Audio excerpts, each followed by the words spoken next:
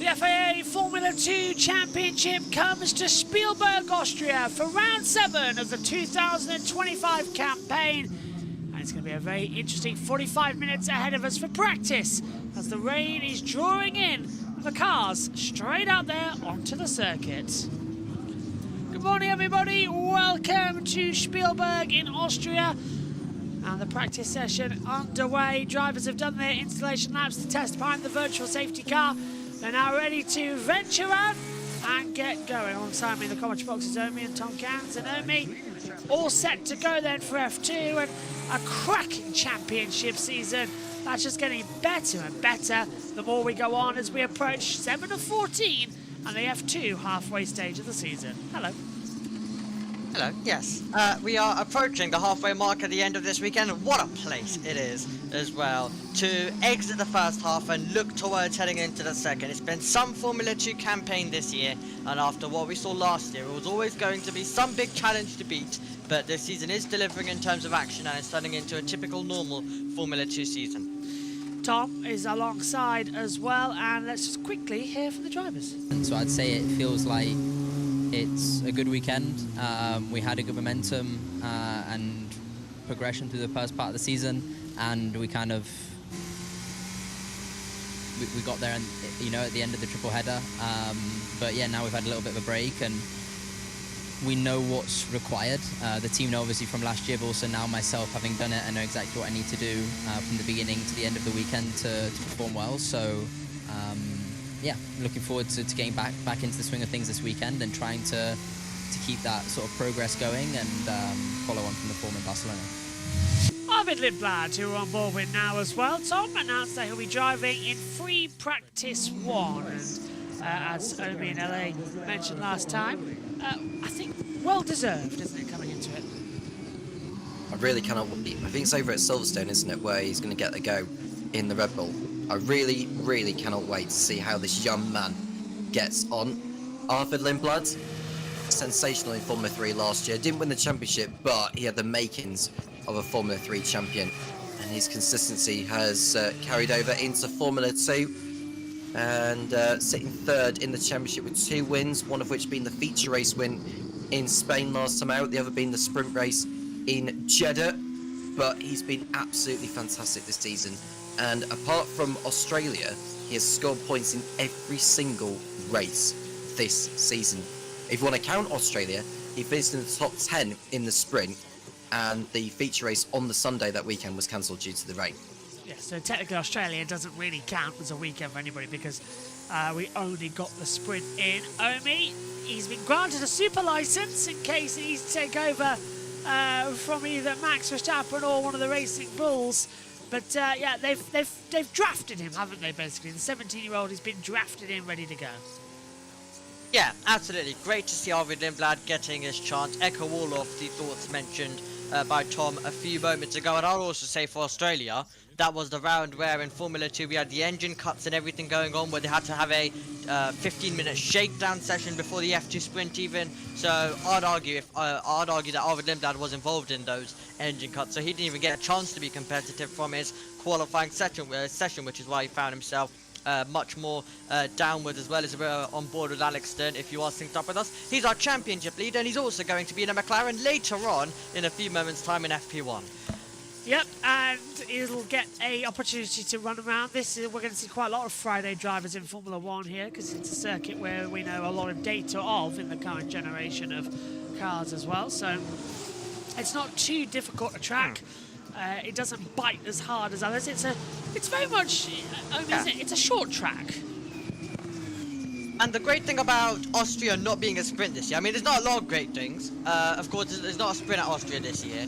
But the great thing is that drivers then are able, like these F2 drivers are able to get their chance at Austria. The teams can utilize this circuit. Usually they can't due to the only 1 hour of practice they would get on a sprint weekend.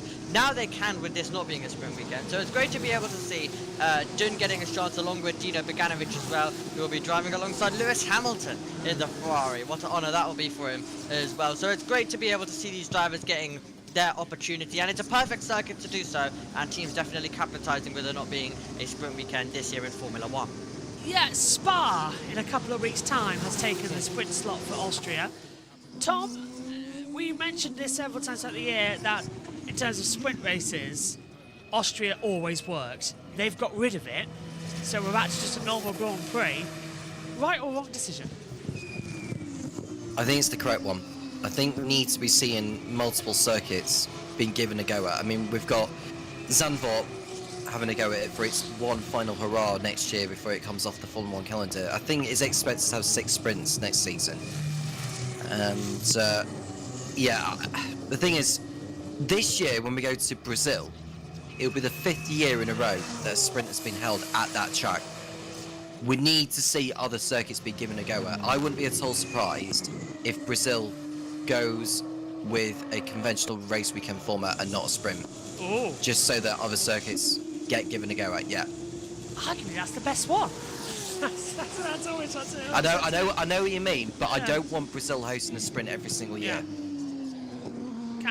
It kind of detracts slightly from the main Grand Prix, although it's something always happens at Interlagos. It's always a fantastic event, no matter where we go. It will be again a sprint this season, as Victor Martins moves up into 14th place.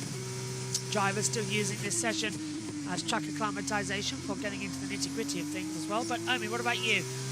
Austria sprint or Austria no sprint? And what are your thoughts on Spa hosting in 2 weeks' time? Because that's also going to affect the F3 and F2 weekend.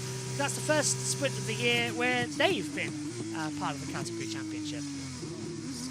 Yeah, when it comes to the sprint races, I think it is important definitely to remember that, yeah, it is great to see all the circuits getting given opportunities. And I don't think Spa was given a fair chance as well when it came to 2023 due to the rain they had for that sprint. We delayed the sprint by about 45 minutes, then it got going, it was a rolling start and everything. It wasn't given the best of shots, and some circuits, even though you may not see as much action in the Grand Prix, for a short little distance, it could definitely work. Austria was a perfect place for a sprint, but yeah, it's great to see other circuits being given the chance, and I hope to continue to see some as well. Like, for example, maybe Las Vegas next year would be quite fun, or like different circuits every single year being offered a sprint race, and then we can assess where it works, we can assess where it doesn't work, and we can kind of get a little bit of an idea from that. Are you still off to London during the Spa weekend? No, You're not? I've decided against it. Yeah. So I will be here. Yes. But nothing changes. I'll still be covering the Formula E. So I'll be, I think, on that weekend just on the F1 and FE. I've decided against doing London because the cost would be astronomical.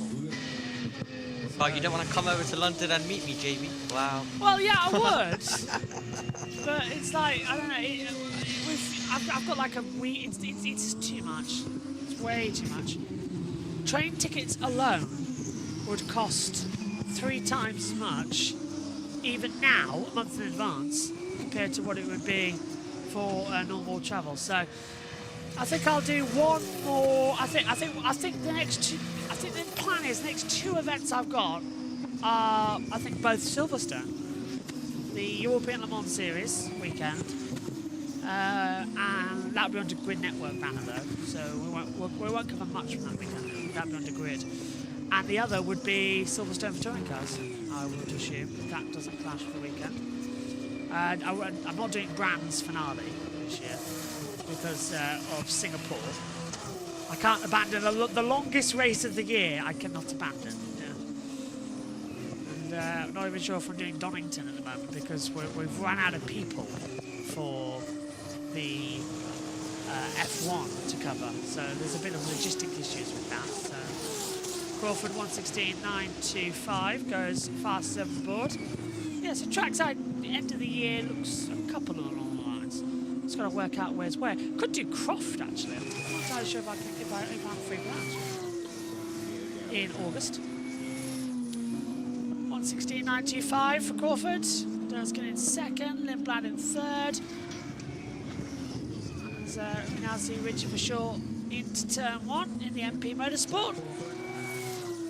Was quick here last year actually, I mean, wasn't he as well? This is a track that Verschoor enjoys the flow of quite a lot. Yeah, Richard Verschoor, of course, a winner here. Our brilliant winner in 2023 at the end of that feature race. Oh, what a fight to the end that was. A last lap battle for the win that day. One of the extraordinary finishes involving 2 cars, and Verschoor was up against Iwasa that day. Absolutely brilliant stuff for him. Jack Crawford, the driver top of the timing sheet, is also a winner. He was the winner of the sprint that year, actually. So our only 2 drivers to win a Formula 2 race at Austria both were in 2023. Jack Crawford winning the sprint race, which of course was a hard day for everyone in motorsport due to the passing of Delano Ranthoff on that day, but it was a brilliant judge performance by Crawford, and then it was great to be able to get Verschoor winning, a Dutch winner, a day after what happened to Delano, and it was great to be able to see him fight to the front and dedicate that victory to him. Just reminded me actually when he said about Delano, not 100% just yet, but he's around. Might have Sanson with us again for the Grand Prix on Sunday. We actually, by the way, just a reminder, we've got a different weekend for NASCAR and how that is sorting out. So we've got 3 different events on. There's a race tonight for Xfinity, and then tomorrow we've got trucks, then it's Cup, all on the Saturday as well. So it's a different weekend. Does mean, however, that we finish as Luke Browning goes off the circuit down the it's hard to tell where that is on the circuit. It's up at turn 3. Yeah, so we finish on the Sunday at 4 o'clock. That's our last coverage of the day. So we all get a Sunday evening off, which I am delighted about because I have plans, which I wish were tonight because I'm so tired. Here's Sebastian Montoya coming through as well in the Prema, 21st position at the moment. And Tom, what have you been rating of Montoya's performance recently as well? Many people are recently saying he's very much like his dad with the overtaking manoeuvres he's going for, which is the do or dies. I think he's got a lot to learn, but he's a wonderful, pure talent racer. What's your take on Seb? I like Montoya. I like what he brings to the grid in terms of the flair. Luck hadn't been on his side throughout his junior career, but whenever everything goes his way, he does very, very well in. And I think there's more to come from this man in his rookie season in the championship. And sorry to digress and go back to talking about sprints. I want to open this out to those that are watching. Which venues that have not hosted the sprint before, or has maybe hosted 1 or 2, which ones would you be willing to give a go at for an F1 sprint?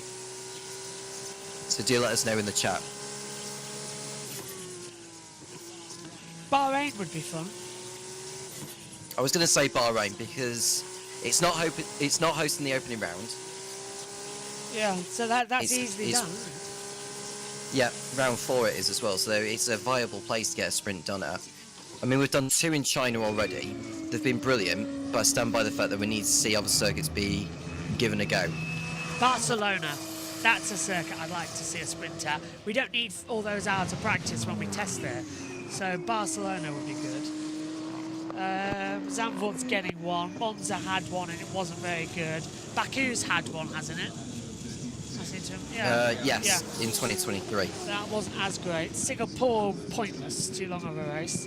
Coach has got one. Mexico would be pointless. Interlagos got one. Vegas, Qatar's got one. Yasmin. Yeah, there isn't many, is there, that you would sort of go, oh yeah, let's put 6 sprints in. Yeah, I want to personally see Vegas to some degree.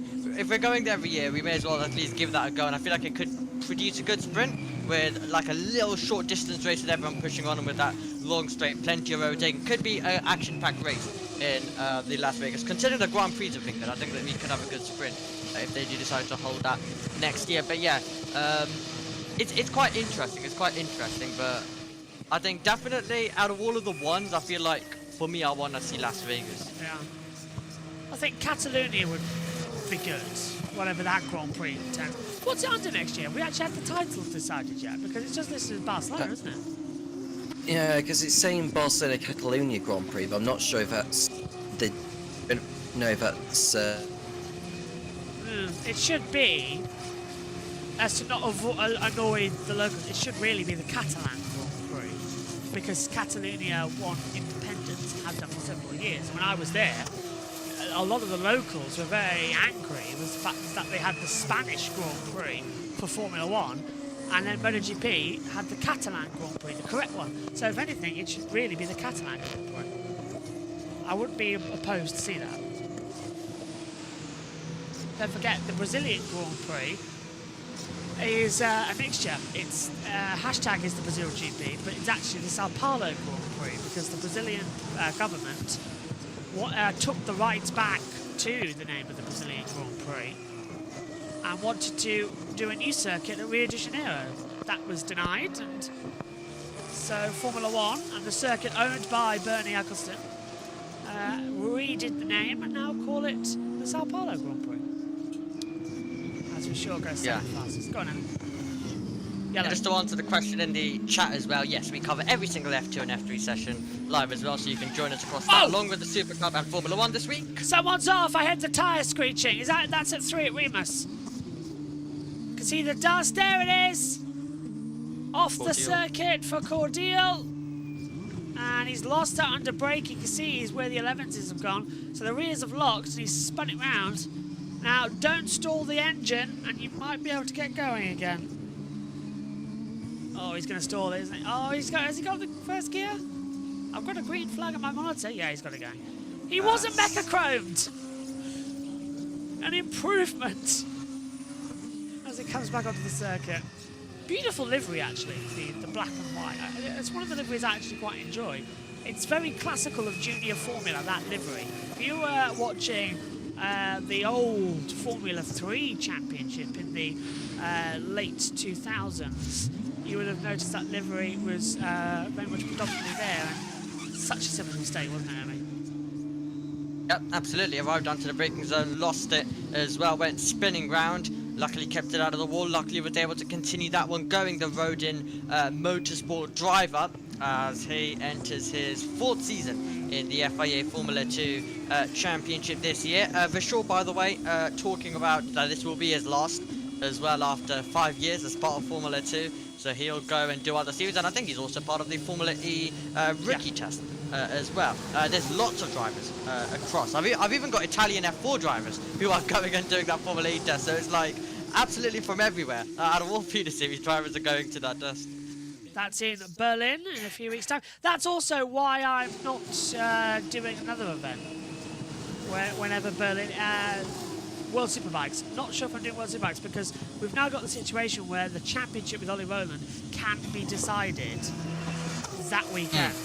And of course, my Formula E media thing kind of dictates that I need to be calling the race for that. So I kind of have to be there in Berlin. As Montoya makes a small mistake coming into Rindt and had to jolt off the curb there, Tom, to avoid the gravel trap. Yeah, and that was got through the apex there. Our car out of shape as he applied the brakes there. You do need to use the brakes in these Formula 2 cars, even through corners like that, because the downforce is not anything like what you see in a Formula 1 car. And behind Montoya, we see Gabriele Mini, fastest in the session so far in the Alpine livery Prema. And where will Gabriele Mini end up in the future? Well, there is a possibility he could end up in an Alpine, depending on what happens with Pierre Gasly and Franco Colapinto. But here is a replay of Montoya going through turn 9. Oh, he got caught out on the curb. He put a wheel on the curb so heavy, it just upset the balance of the machine, and he couldn't correct the oversteer. So, simply done, wasn't it, Omi, as well, and well actually avoided from hitting that gravel, damaging the floor, and then they've done a lot of work in that final corner over the years, because after Ricciardo's accident in 2020 here, they had to readjust it and change it and make it safer, because it was a huge hit into the wall in practice too. Yeah, absolutely, and I've just checked our motorsport schedule. I think it was Donington Park that you were supposed to be at that weekend that you've had to now cancel because we have the World Superbikes and the Women's Motorcycle Championship that were on, and you were meant to be going there, but now you can't. To be fair, I was doubting it anyway because no Maddie, no Simon. You know, Lizzie's not going. It would just be me and Mao will be busy racing. It's like there's enough to go on. I could probably message Mao and see what her plans are, and probably catch her on the Monday, travel down and go for a coffee or something. But that's probably the only thing I can do. But yeah, there's very little we can do on Donington anyway in World Superbikes because the Wi-Fi signal is appalling.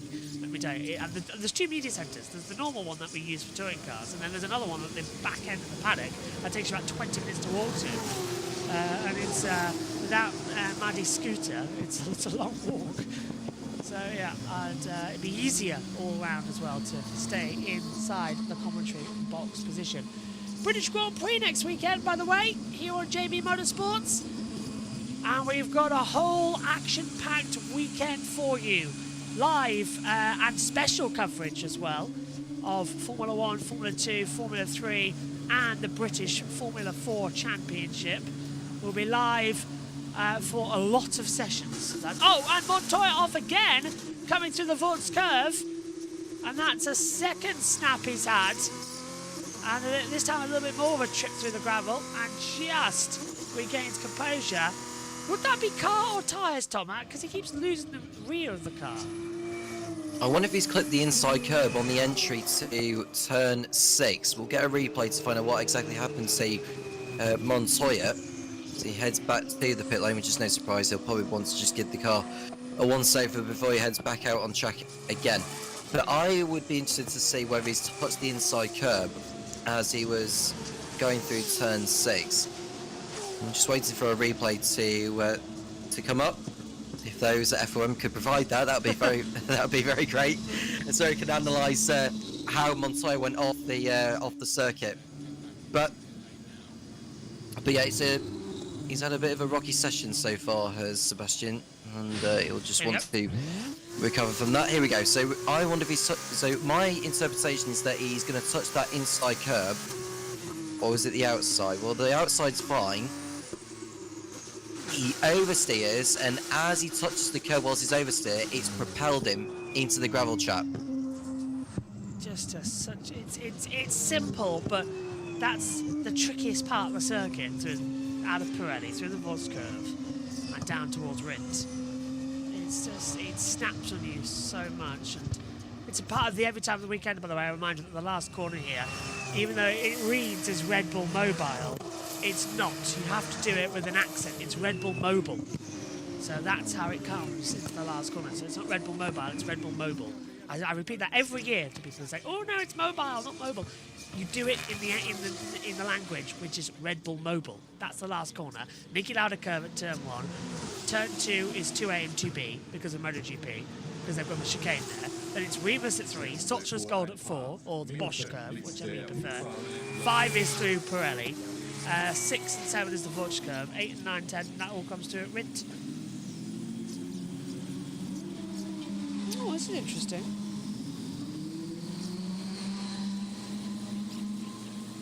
Turn 2 has been called the Monza chicane. Just have a look down at my notes here on the book here. So turn 2 is now finally has a name. That's good because turn 2 was never actually officially turn 2. They've only added that because of MotoGP. And then when we had the horrific accident here with Valentino Rossi and Franco Morbidelli a couple of years ago, they added the chicane down at 2A. And for years it was just the 2A, 2B chicane. So now it's the Monza chicane. That's quite nice. Yeah, I'll have a look at that. I wonder what else they've renamed around this place coming into it. With that though, I'm off to go cover the MotoGP session. So I'll hand over to Omi and to Tom. Down to you guys. Thank you very much. JB, we have 18 minutes and 35 seconds on the clock to go. Dirksen just making his way through its mini Lindblad, Vishal Crawford and Amri Cordial, who's back in the pit lane after that moment that he had a couple of moments ago. So we continue journeying our way through this session, and it's an interesting phase of the championship as we get ready to reach the halfway mark. We've had some great standout moments this year, but of course we are now looking to try to see what Austria is going to hold for us. Kushmani, the driver right now, in 17th. Some work going on at the Dams crew there. It's something that we saw in the Formula 3 session this morning where Noel Leon's car caught fire in the pit lane. And they just want to make sure that everything is in order over there, particularly the rear. It looks like they're working on the rear wing a little bit. They're taking the engine cover off just so that it's easier for them to do some form of repair work or setup, whatever it may be. Now we've cut away and we're looking at Pepe Marti, who locks up on the entry into turn 3. He's not going to make the corner most certainly, and thankfully he gets out of there unscathed. Looking at Pepe Marti's season, it's been fairly impressive. Definitely better than what it was last year, but he has hit a barrel run of form in recent rounds as Marti, so he could do with some recompense here. The man part of the Red Bull Junior setup, and then we see the camp crew looking very strong this season. Best season in a long time, top of the team's championship by 26 points over second place High Tech, with JBMotorsports, who are down in 5th in the team's championship behind MP and Dams. It's turning into a thrilling season with 6 drivers in genuine contention for the championship. Yeah, it's quite unpredictable. You've got many contenders, and it's not very clear who's it going to be by the end of it. Alex Dunn has had some run of races where it's not been going his way, but he still finds himself at the in the lead of the championship. Of course, he was able to recover quite well in the sprint with all of those penalties due to the late safety car we had there. It was a 5th in the feature race for the Irish driver, and now he finds himself with a big day for him as he approaches Formula 1 practice as well. He's already done a bit of running in a Formula 1 car, but this is the first time he will be on the weekend driving in that machine. Okay, we are heading down to turn number 3 as we review the replay of Pepe Marti locking up and going straight on very close to the gravel, but continuing through Remus on the exit of that corner. So Pepe Marti, yeah, I agree with you. He's had a very good season compared to last year. Of course, had the disappointment of retiring in both of the races at Monaco, but other than that, it's been a good season so far for Pepe Marti, which included a brilliant win in the sprint race earlier on this season as we ride on board with Victor Martin. So you can see Martin as he goes through turn number 1, and that's just going through, well, he just went too deep and he used the escape road on the exit, which you are instructed to do so. There we see Richard Verschaw. You mentioned about victory in 2023. He also won on the road in 2022, but was disqualified due to a technical infringement. So that is another example of Verschaw knowing his way around this circuit. Yeah, and that was an extraordinary day, with Roberto Meri also getting himself onto the podium, and then all of the drama that went on with that. So it's been quite dramatic for Verschaw around this circuit, and it was great redemption to be able to get that win. And as Tom mentioned, he was disqualified 1 year ago in the 2022 race when he was able to get to the top step. So it was a great performance by Verschaw if you considered all of the scenarios, and the crowd were cheering him on that last lap, and it was great to be able to hear, because you know everyone is here for Formula 1, but it was really great to actually be able to visibly hear and visibly be able to see, and also you could hear the crowd absolutely cheering him on. And it's not often the case with a feeder series event that you can actually hear something like that, but Richard Verschaw getting the crowd on their feet that day. Jack Crawford was the winner, as we mentioned, in 2023 around this circuit, and he was also contender here in Formula 3 around this place as well when it came to 2022, so he knows his way around the circuit, I think it is fair to say. And right now he goes up to 2nd position in the Dams Lucas Oil. Jack Crawford, a driver who has been a winner twice this season so far, and that was of course in the sprint race at Imola, and the timing of the safety car being absolutely perfect in Monaco, and for the 2nd year in a row our winner being decided due to the timing of either a virtual safety car or a safety car, which got Jack Crawford that win. What's the likelihood of Jack Crawford racing in an Aston Martin livery Dams in the near future, now that Aston Martin have launched their driver academy, which Formula 3 driver Mario Boya is the first driver announced to be part of that? As we see Alex Dunn make a look up over at turn 3. We're going to see a lot of that over the course of the weekend, aren't we, with drivers just pushing a little bit too hard. I don't know if it's like a bump or something that they're braking into, of which is making them go straight on. And we see Lindblad go off the circuit as well in the Campos. And but yeah, I think that is something which we are going to see a lot. And this is over at turn 8. What we're seeing here, that's the number 5 of Ollie Goethe through turn 8, put a wheel in the pool. He was able to survive that one.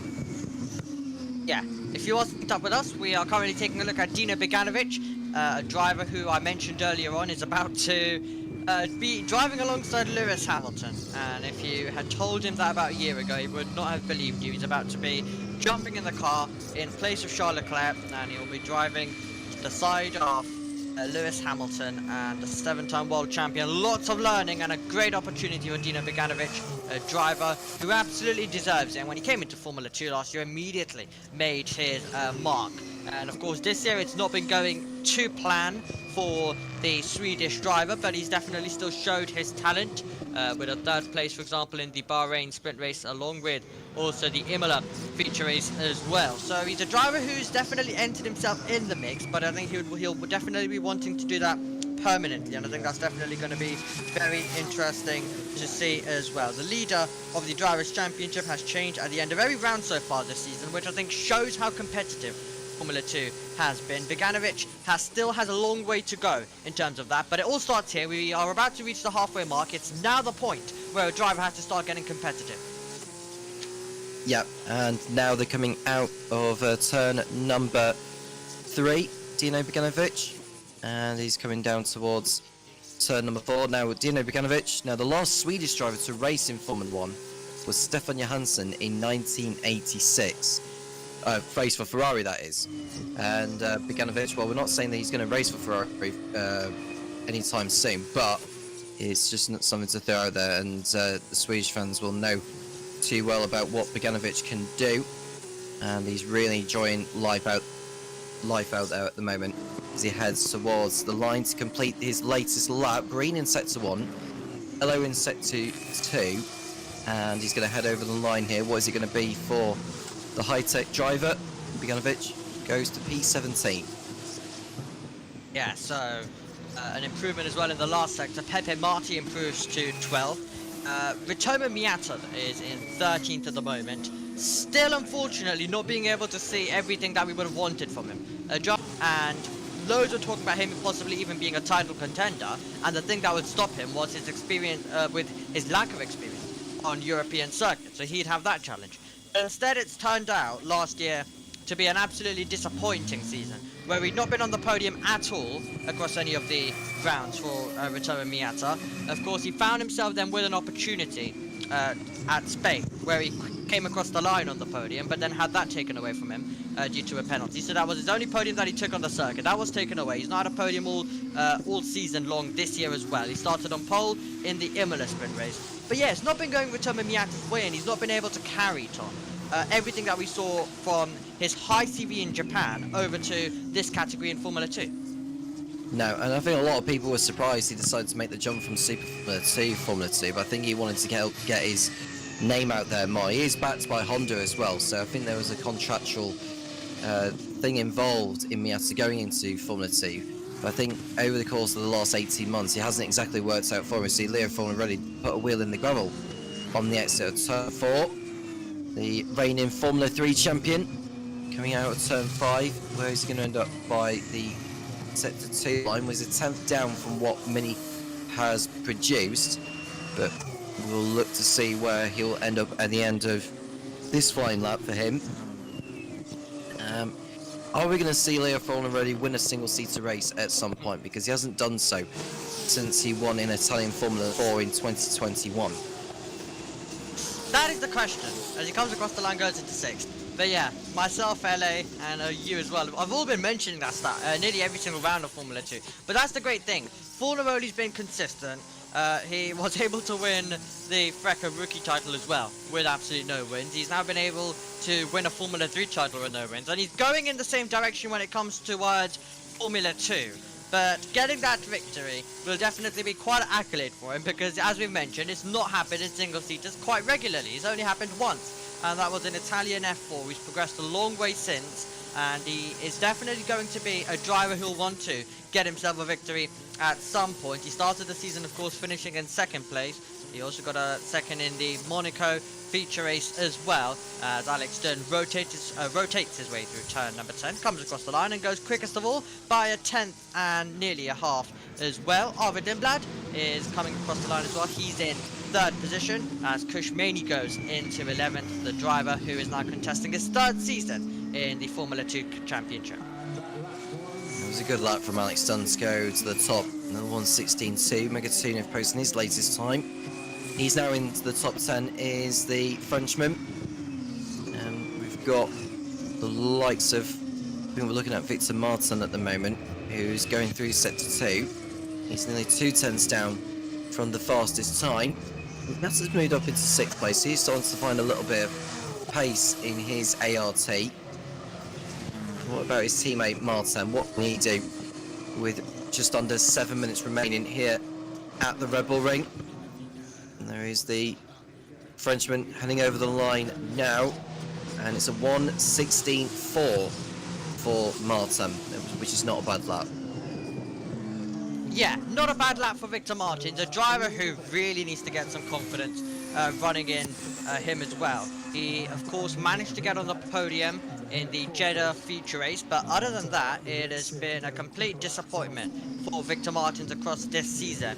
He had the big chance, of course, in Monaco, and in Monaco he started 2nd place in 2024 in the feature race. He started 2nd place this year as well. In 2024 we got a dreadful start to basically end up outside the top 10 by the end of the opening lap in Monaco, out of all places. So a complete disappointment there. He wanted to turn it around. He got a great start, and then of course you had the contact between himself and Alex Dunn, and that ruined his chance there, and understandably so. He was so frustrated with that one. But Victor Martins, a driver who, it's quite weird to think, a driver who we were discussing and everyone was mentioning how if he had a little bit more luck at the start of 2023, it wouldn't have been a surprise if he was also a driver in championship contention, if the start of the season just went a little bit better for Victor Martins.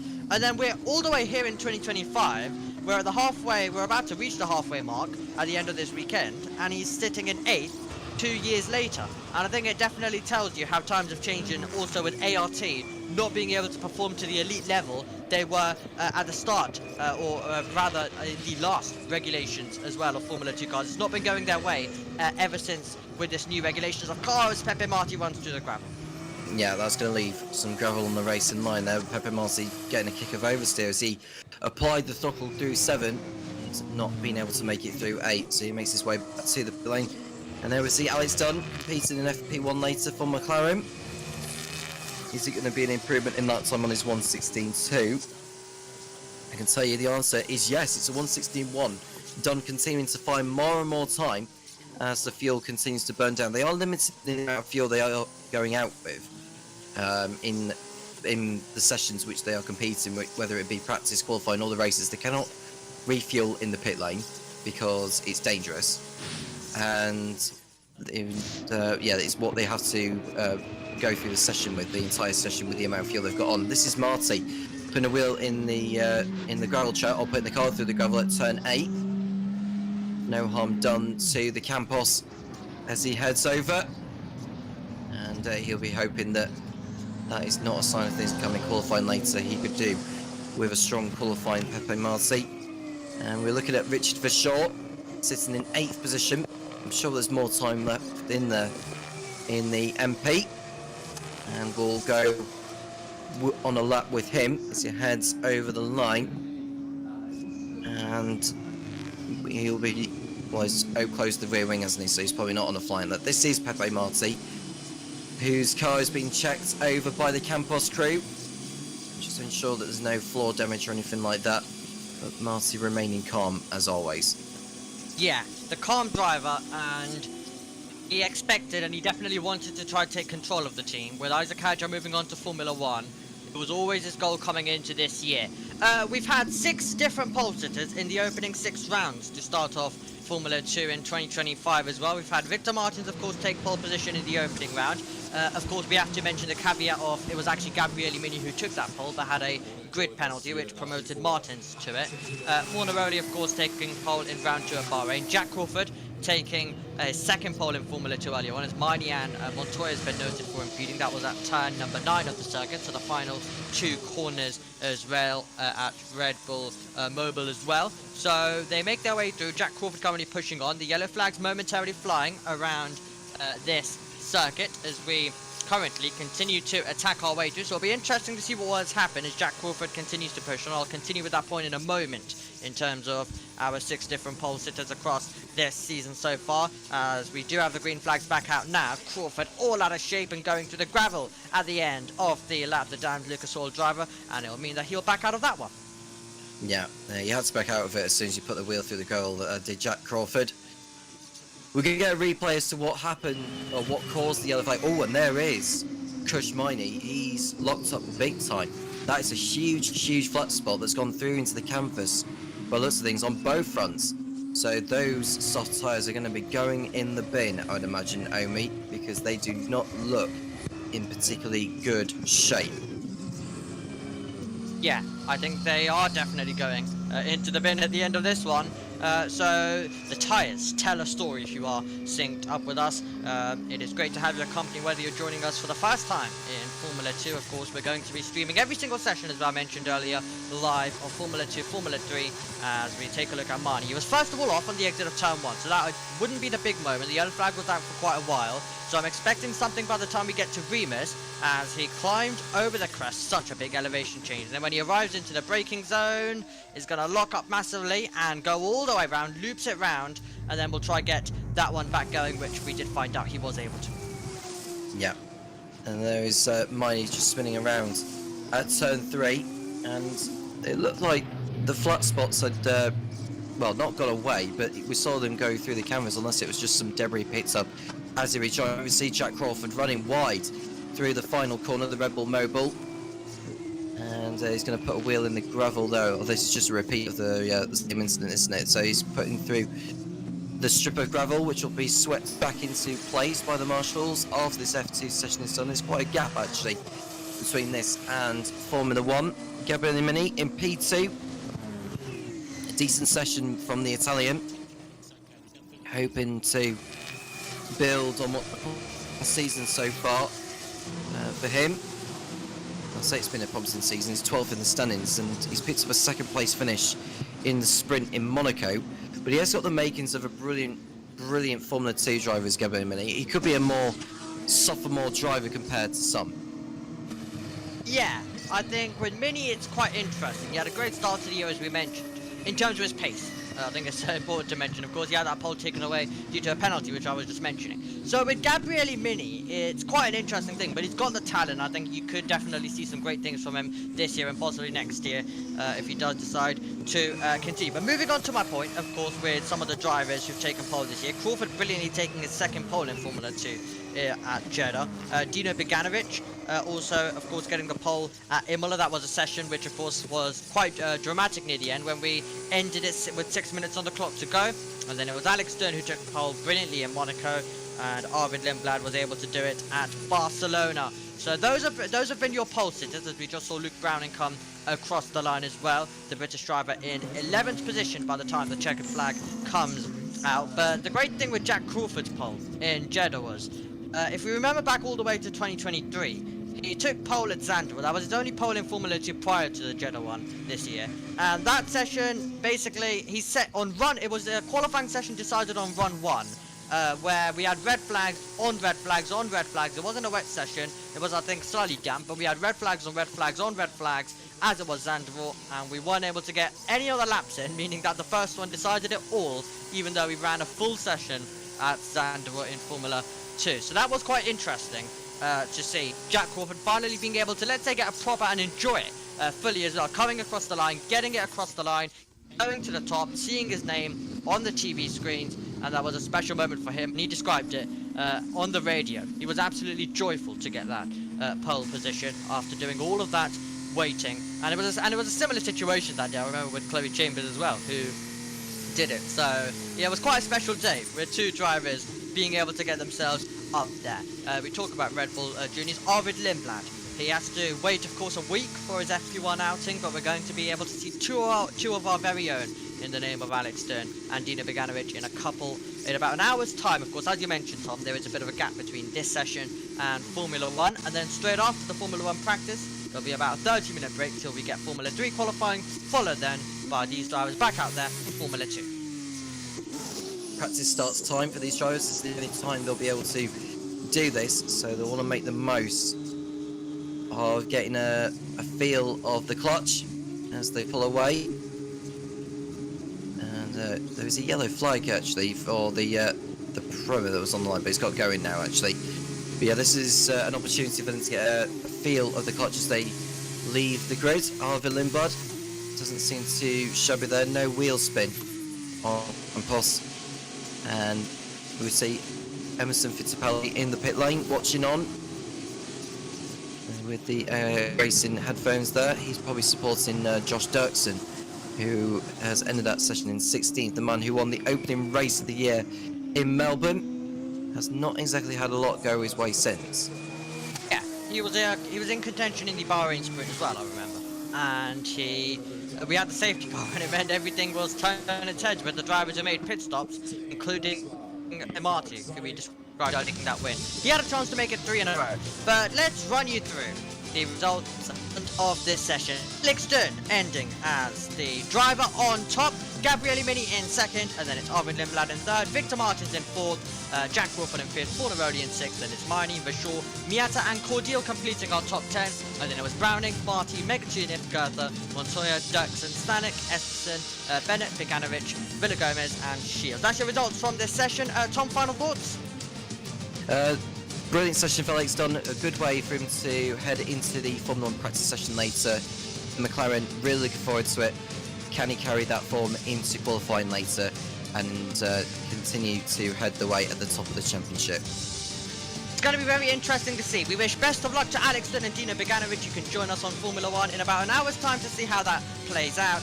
And we are going to be it's going to be interesting to see whether we can make it 7 out of 7 in terms of pole sitters this season. Join us to find out later on in FIA Formula 2. But for the moment, Victor Martins has had an issue on the grid. He was doing a practice start and he has stalled. So that's what we leave you with here at the Red Bull Ring. Thank you very much for joining us, and we'll see you in about an hour's time for Formula 1. Goodbye.